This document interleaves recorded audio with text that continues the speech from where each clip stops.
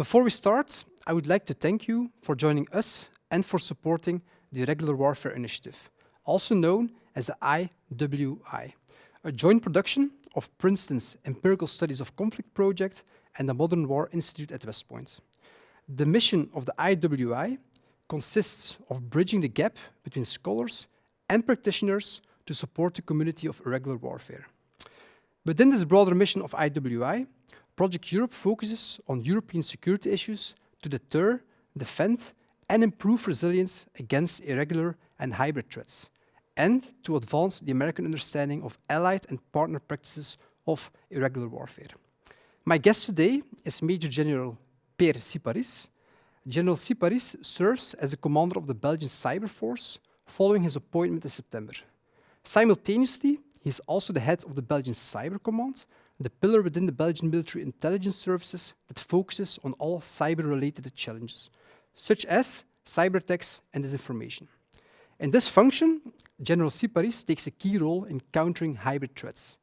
In this conversation, we will delve into the modern challenges posed by hybrid threats with a clear focus on cyber attacks and disinformation, their consequences, and the most effective ways to counter them.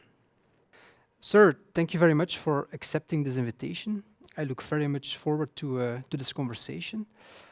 Let's start perhaps with a small definition on hybrid threats. There are a lot of definitions, but some elements recur nevertheless. If you look at hybrid threats, we talk about non-military means, non-kinetic means that are used to destabilize or to weaken an opponent, an adversary. On the other hand, you also often speak with hybrid threats about competing below the threshold of armed conflict. And in my opinion, the most relevant expressions of hybrid threats are disinformation and cyber attacks. That's one of the reasons why it's nevertheless very interesting to invite you to speak about this. How do you personally look at the definition or the notion of hybrid threats and hybrid warfare? Good afternoon. Thank you for the opportunity to take part to this podcast. So a very interesting question, a lot to say about hybrid threats. In my view, indeed, we speak about non-military means, or means that are first, or they are dual use. They could be used as military means, and but they can be used as civilian or by everybody in an outside a military context. And cyber is certainly one of them. Clearly, everybody is using cyber, and we see more and more that cyberspace is used in a context that we relate to hybrid threat. And the characteristic I would see behind a hybrid threat in cyber is what we saw for other hybrid threat is the fact that it thrives on ambiguity and asymmetry. The ambiguity relates to the aspect of attribution. It's very difficult to attribute an hybrid threat or a cyber attack. It will cost a lot of time for analysis, and in fact, you are never sure that you will have a direct conclusion. Sometimes hybrid actors are claiming they are doing it, but most of the time where we see cyber attacks that are more related to vague, not always disruptive operation, but just to challenge the adversary, then it will be very difficult to identify who is behind. That's the aspect of ambiguity. The other aspect is probably asymmetry, because it costs very few for the adversary, but for the defensive part, you will have to invest a lot to protect for hybrid threat. A cyber actor, he can test a lot of doors. You have to maintain all these doors closed, but if the cyber actor find one, you have the problem, and then you have to defend yourself.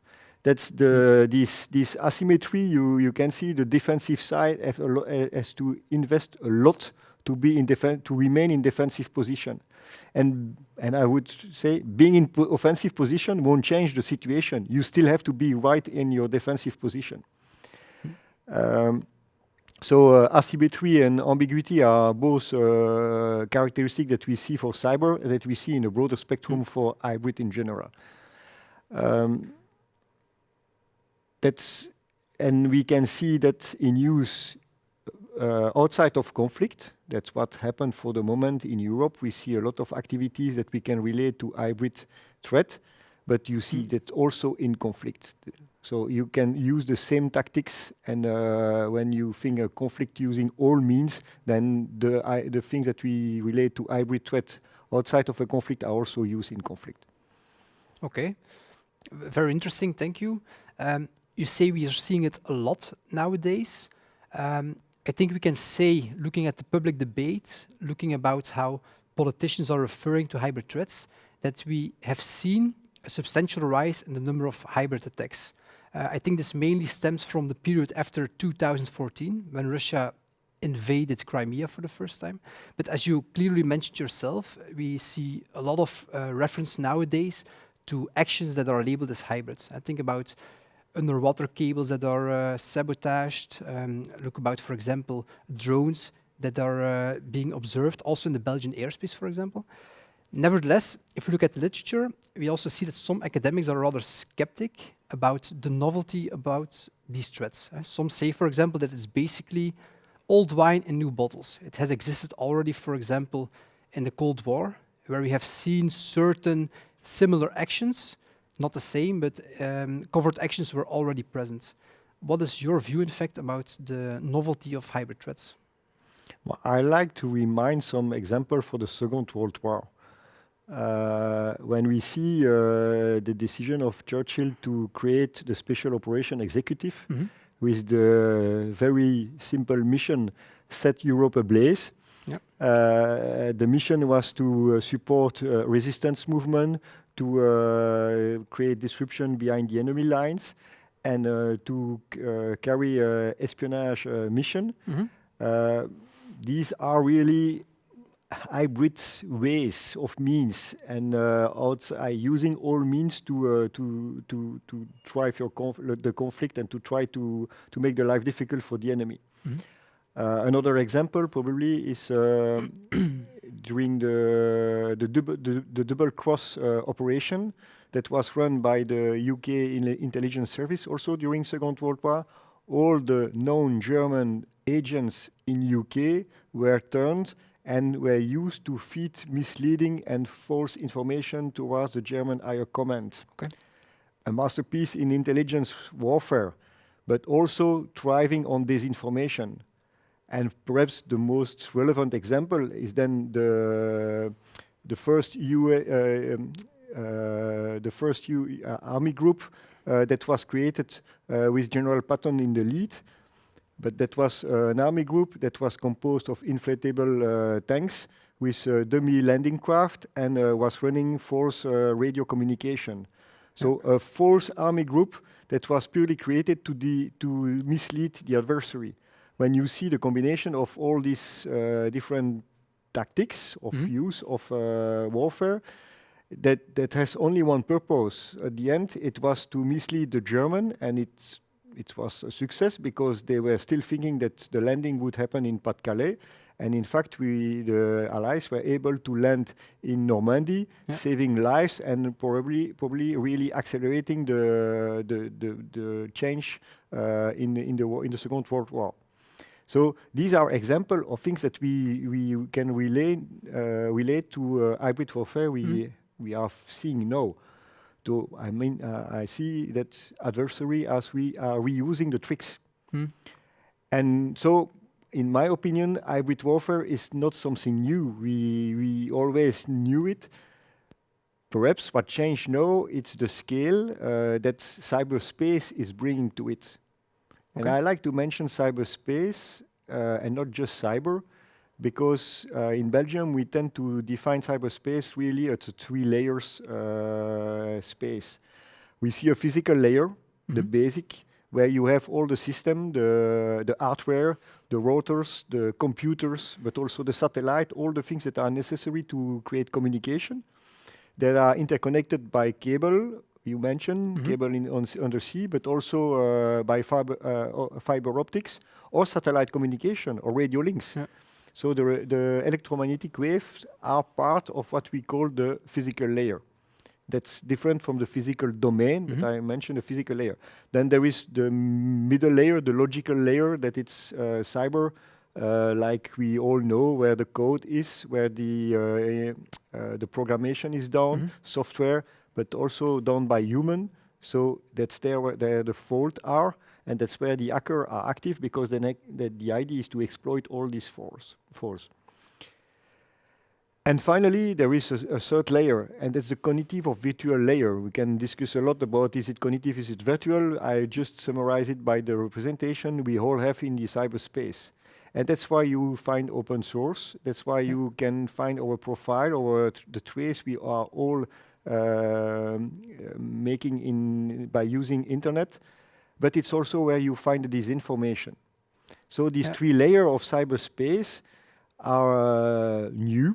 Cyberspace is a domain of operation, really new when you compare to the other domains, land, air, and sea. But it's a big change because it's accelerating the possibilities of hybrid warfare by using disinformation, by using cyber attacks, or jamming and spoofing activities when you think about the logical layer. So nothing new about the hybrid warfare, but the appearing of the internet and the use of cyber make a big difference, because it's really accelerating it augments the potential of hybrid activities. Okay, very interesting. Makes us put a lot of things in perspective, I would say.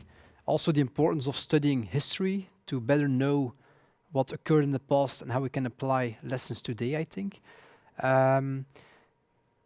You referred to the importance of technology as one of the drivers of accelerating or increasing the potential to conduct hybrid warfare.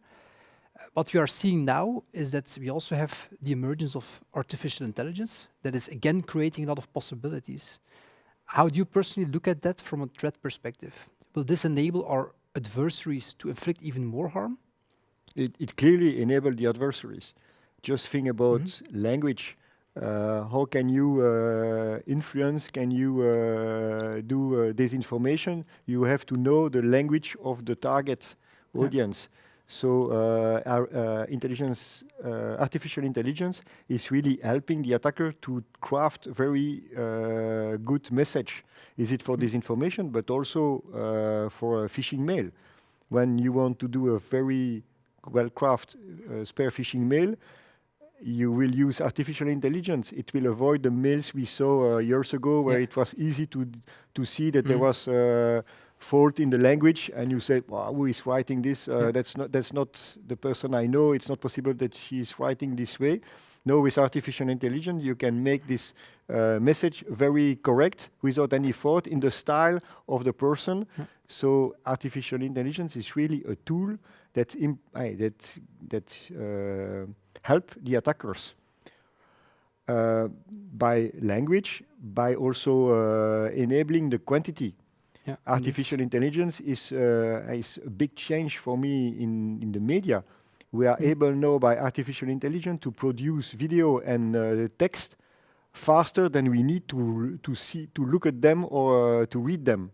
So the production can be really enormous. It will be it's a scale, a change in scale, and so artificial intelligence can really be used to make new message, to make messages that are slightly different, so looks like from another authors, but in fact are messages that are really spread from one person of one attacker that can then really flood the media environment, being the only one doing it, but using artificial intelligence to create a variety of message, but also using artificial intelligence to create the environment and the media environment that will be used to make them public.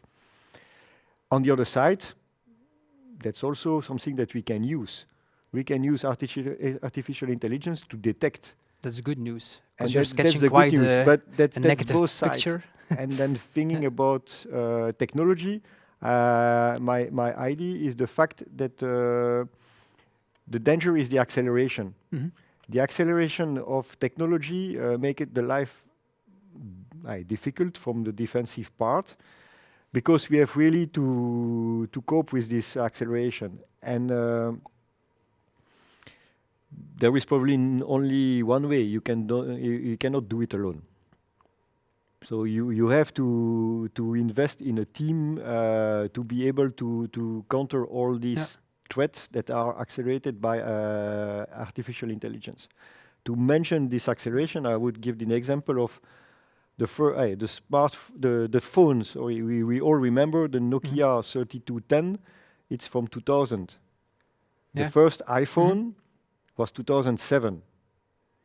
And then we see all the development of the technology of behind the telephone that makes the use of the media and the social media so common now every day. But when you look at large language model and ChatGPT, it was 2022. Sorry. So 3 years ago, and we are already in the version 5.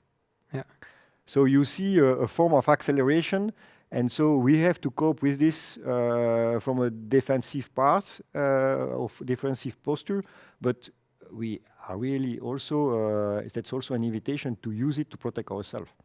Yeah, okay, very interesting. So we discussed several things, I would say. So first we had the perception that hybrid threats are growing. You're also stating that we see an acceleration of attacks in the cyber domain, etc. Of course, as a human being, we are quite prone to biases. If we see that observation bias, we are very quick to believe that we are faced with increasing challenges. However, you're one of the few persons, I would say, that is well suited to also make a rather objective analysis, because you have a certain overview of the number of attacks.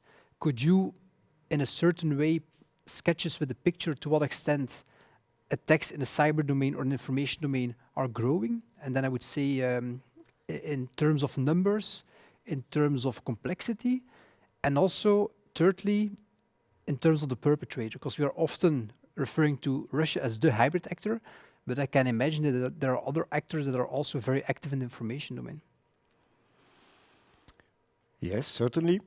So in numbers, there is already one specific characteristic of a cyber, and certainly when we think about what I mentioned, the logical layer, is that when a malware is crafted, it can be reused. It will never disappear. So it means that all what is created by attackers is just piling up. So the number of tools to perpetrate attacks is growing. So that's already something. When you need to do attacks, then you have more tools, then you can do more attacks. Well, I'm really simplifying the problem, but just to give an idea. About the attack we are facing, there is a form of acceleration. I don't like to mention it, but I will mention it. Okay. DDoS attacks are growing up. Are they really hampering? No. That's the good news. There are attacks regularly on websites that we call DDoS, trying to block a website, so it's not effective, it's not working, it's not accessible.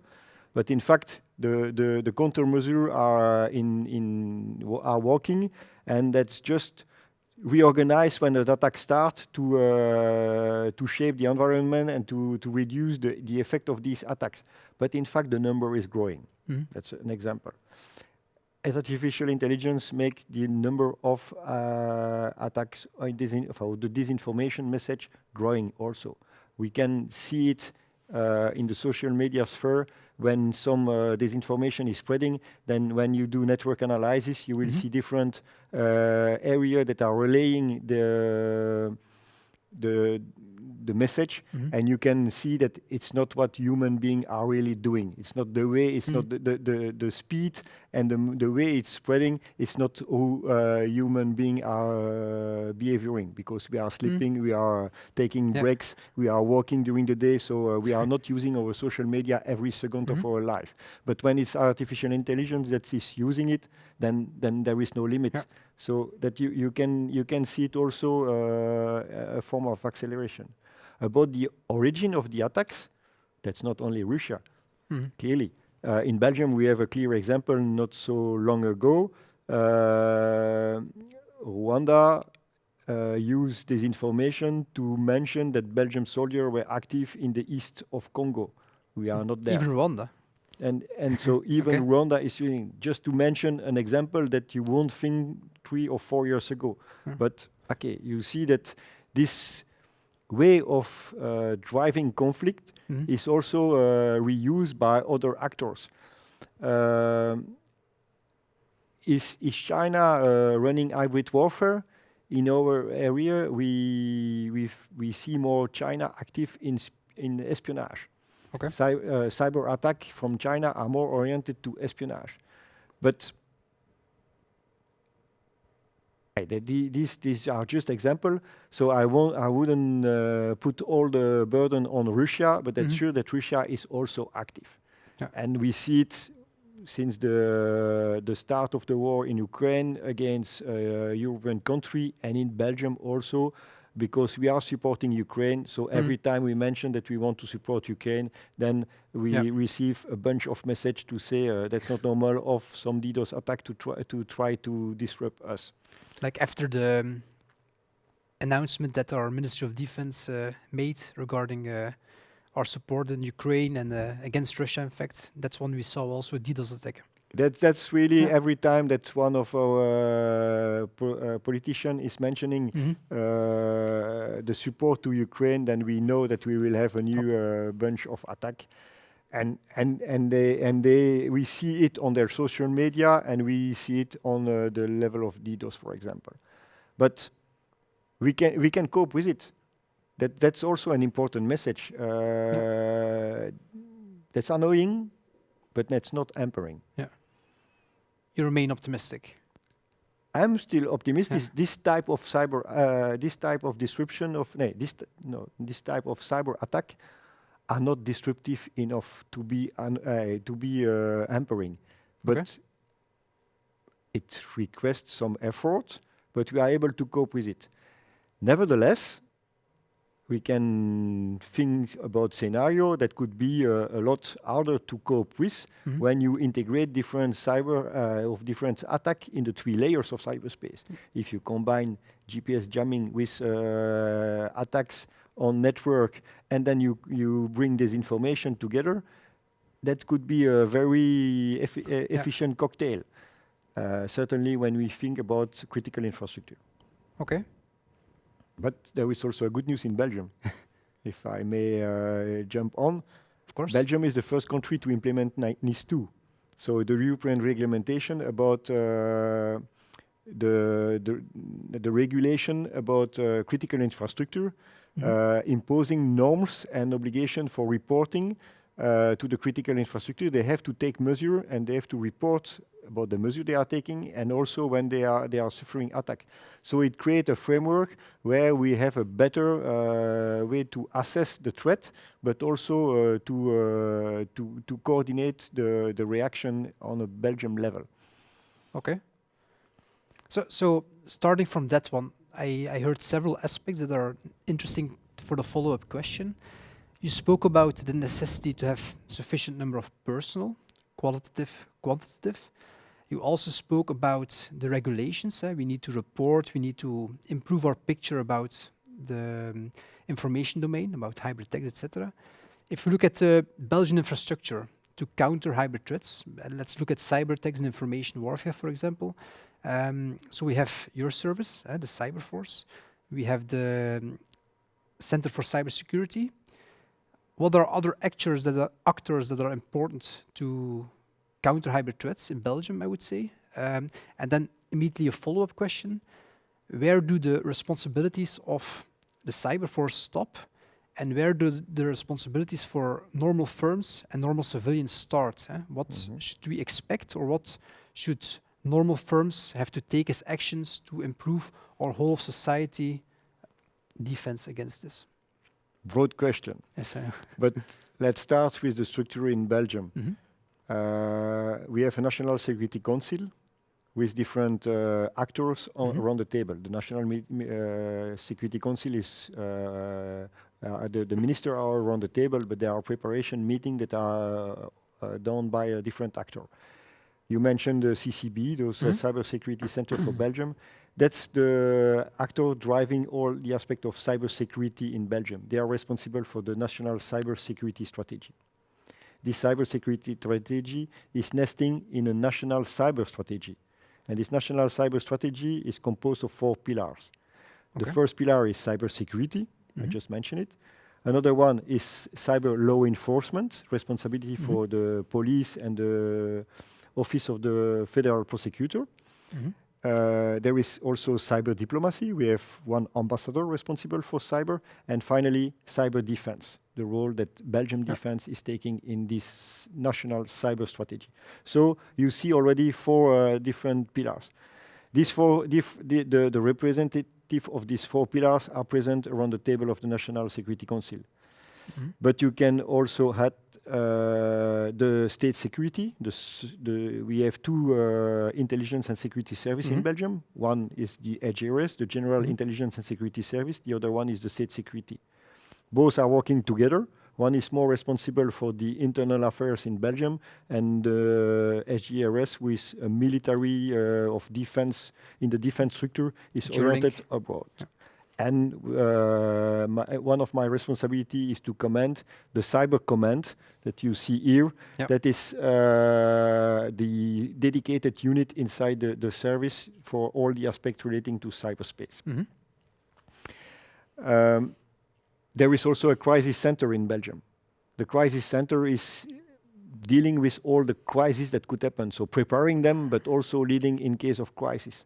In cyber, when there is an incident, the CCB will be the first line. If this incident is from a certain level, attacking certain specific entities, then it will be raised among the partners in the Security Council. And it could go to a level where the crisis center is taking the lead because it's a higher level. It's over one department. It requests a broad coordination. We are part of the response. As military, our first task is to protect our own network, but the skills and the resources we have are there available also to support the Cybersecurity Center of Belgium.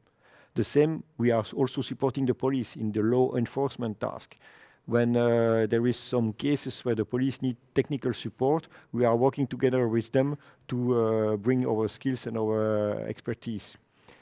And finally, to mention diplomacy, the ambassador is responsible for all the position Belgium is taking in international fora, like in the UN, the EU or NATO, but is also responsible for a procedure about attribution. And an attribution, it starts first with an assessment of who is behind an attack. That's a technical assessment, and the lead for this technical assessment is done by GRS in collaboration with all the other security services. So it gives you an idea about the structure, but I was just mentioning cybersecurity of a cyber logical layer, like I mentioned. But in fact, there is also disinformation. And for disinformation, then it's a crisis center that it's having a lead with us, because we have the team who is running all the assessment. We create a platform that we are using for exchanging information about disinformation. Every department is a potential sensor because it's looking at the cyberspace, the media, and can raise what we call a red flag. With different criteria, then they will raise the red flag saying, oh, here is that something that it's taking traction, that it's repeating over different media, that have not just a normal communication.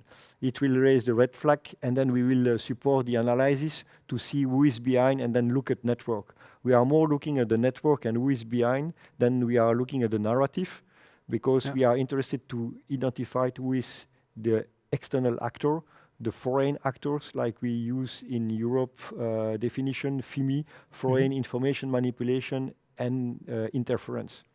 And there we are taking the lead for these activities.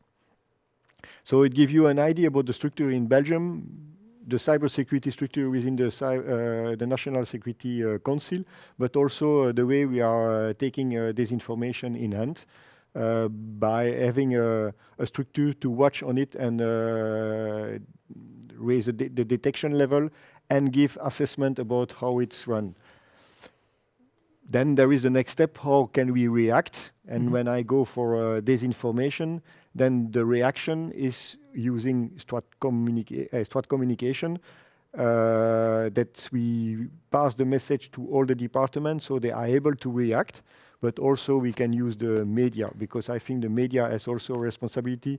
Debunking, fact-checking is an activity that we can support, but in fact that's a responsibility of all of us, and the media take a role in it because they have the media to communicate. So they have the way, they have the channel, so they can take the role for it.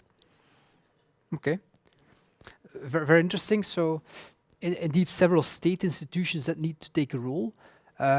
If you now look a bit to the normal population, think for example about normal citizens, youngsters that are going to school, etc. Do you have advices or best practices taking the exact role of disinformation, but I think we could also refer to cyber attacks. What would be your advice, how we can better protect or help the normal population to defend themselves against, for example, disinformation or cyber attacks, in terms of education or knowledge or best practices? But referring to the discussion we had before about artificial intelligence and what I mentioned as an acceleration of technology development, I mentioned we cannot do it alone. We have to do it together. I like to say that cybersecurity is a team sport. And I mentioned the actors at national level. That's already a team, but in fact the team can be broader. And I mentioned the role of the media for disinformation, where they can support. There is a role for the whole society, and it starts with education, reading the news, not just scrolling on the smartphone, but being critical. And that's the being critical is something we really have to further develop, because with artificial intelligence, when we are asking a question to a ChatGPT or Copilot or other large language model, we are not sure the answer is correct. We have to be critical and just to check and fact check it. So I think the most important thing we will have to develop in the society in the coming years is really to be critical in the good meaning of the thing, not critical about decision, not being critical about what we are reading and trying to fact check it. But there is also a role of the industry and to work together. The industry is having the cybersecurity lead. When we look at the position of the main IT provider, they have an information position that no intelligence service could ever think to have. Think about Microsoft or Google. They have, by being on incident, doing incident response, they have an information position and a network that bring a lot of information to them. So the collaboration between private and public is really important to share this information and to see how we can improve this. Things that we are also having in mind for Belgium is really building network. You know the sentence of McChrystal, you need a network to defeat a network. A team of teams. A team of teams. I like to rephrase it. In cyber, we need a network to protect a network. Okay. And this network, you will build it by bringing the society together to raise awareness. That's an example. We have in Belgium what we call the Cybersecurity Coalition, a non-profit organization that is bringing academic, public and private partners together to raise awareness, to exchange information, to give trainings, and every year to deliver an awards to a different personality that have had an important role in cybersecurity. Just simple things that we all can do, but I'm very proud to mention that in Belgium this organization is already existing since 10 years. So it's something that supports the development of awareness. We are also having some activities on the industry level, bringing all the industry in cybersecurity together. We have an organization that's called Agoria, responsible to promote the technological industry. And Agoria creates a Cyber Made in Belgium group. And this Cyber Made in Belgium bring together all the industry active in cyberspace to promote their activities. And we have different chapters inside. And we have also a Cyber Made in Belgium for defense. The for defense is not for Belgium defense, but it's for the defense industry. Because if the defense industry, well, I just come back, in the military area, we have a lot of things that are interconnected. Our communication and weapon system are flying computers, sailing networks, and vehicles that are interconnected because they are sensor and shooter, and we want to make them possible to exchange information. So they are highly connected. We are our normality is to be able to deploy abroad where there is no communication network. So we rely on satellite communication. We need satellite for communication, for positioning, and for imagery. So all these systems need to be protected. That's what the defense industry that is producing them. So there is a real need to bring the cyber industry with the defense industry together to make this system more resilient, to build them zero trust by design. And that's the intent of this initiative from Agoria with the Cyber Made in Belgium for defense, just to improve this with one slogan: if it's made in Belgium, it will be secure. But okay, that's just a motto, that's a way, a vision, but it's important for us within Belgium Defense, and that's why we are really trying to develop innovation project to foster this dynamic and to counter or to life with the acceleration of technology development.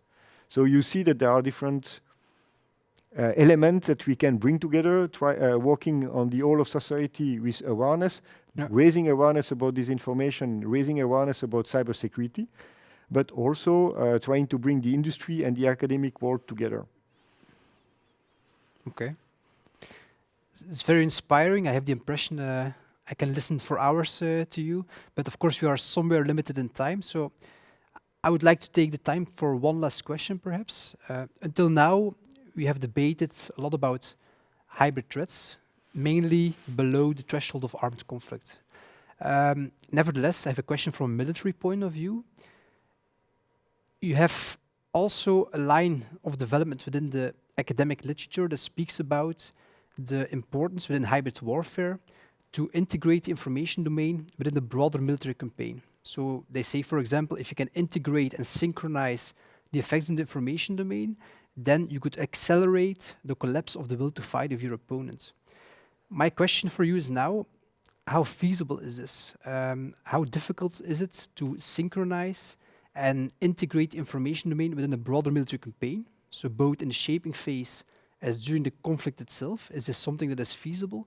And could you share perhaps with us some lessons learned from the conflict in Ukraine? Did we see it over there that there was an integration of the information domain within a broader military campaign? Well, referring to the conflict in Ukraine, in the cyber area, we are always relating to three phases. Before the invasion of Russia in Ukraine, you had a campaign of disinformation and cyber attacks to discredit the Ukraine government and the support to the population. That was really the hybrid warfare part without a conflict. In some way, what we are also experiencing now in Europe by the fact that we are supporting Ukraine and then we get some disinformation and hybrid threats against us. Then there is the second phase, the start of the invasion, where you have really a combination of cyber effect and normal military operation. But this phase was very short, I would mention, in cyber effect. My explanation behind is that to generate effect in cyberspace, you need to have access. These access, you probably use them first for intelligence purpose. If you are using them for disruptive purpose, then you are losing your intelligence access. And second, you have to create all these access, it takes time. That's probably the biggest lessons we can take from the conflict in Ukraine. The silver bullet that was mentioned about cyber, No, cyber is not a silver bullet. If my chief of defense is asking me to prepare an operation against this target, he cannot ask me to do this for tomorrow. I need months of preparation probably. Or I need to be already ready and with the access. So it takes time to create cyber effect. And that's bring us to the third phase of the conflict in Ukraine, where cyber is more used for targeting support. And then you see the use of electronic warfare and cyber to detect the targets and then to use this detection with classical kinetic means. So probably the phase during the attack and the phase that we are seeing now are really an interconnection between the domains, where cyber domain is interconnected with the other domain of warfare, but in a different way. Not always generating effect in cyberspace, but using cyberspace for all the opportunities cyberspace is bringing. So that's really an evolution, and I think some people said years ago, probably to attract money or support in cyber, that cyber will change all the way warfare, and with cyber alone we will win the war. I do not agree. I think you have to take the cyber domain in account, because if you are not active in the cyber domain, you will lose the war, but it's not the cyber domain alone that will change the war. So that's really a combination of the use of all domains. So perhaps it's an extra domain we have to run for warfare, and that's why in Belgium we decide to create the cyber force to really say that we are active in cyberspace, and the three layers I mentioned already. And our operation for the cyber force is protect, defend, collect, and fight. So we really intend to cover all the aspects of cyberspace operations. Okay. Sir, thank you for the conversation. I think it was a very rich conversation. We spoke about the novelty about hybrid threats and the importance to learn from history. It's not necessarily something novel. You also learned us a lot, I think, about how evolutions in the information domain are accelerating, mainly due to technology, artificial intelligence, the type of threats, the actors behind it. It's very interesting. Nevertheless, I retain from this conversation that we do not need to be pessimistic, because as you showed yourself, we already have a lot of institutions that can help us to provide answers to protect ourselves. We are also making a lot of efforts, for example, to fight disinformation, to tackle it, etc. So I remain optimistic following your conversation. As you said it yourself, it's not disruptive enough. So I think we are in safe hands with you at the head of the Cyber Force. With that in mind, I would like to thank you for this conversation, and I think this really contributed to improving our awareness regarding all the evolutions in information. Thank you. It was my pleasure. Thank you. Yes. And being pessimistic would be already losing the war. Yes.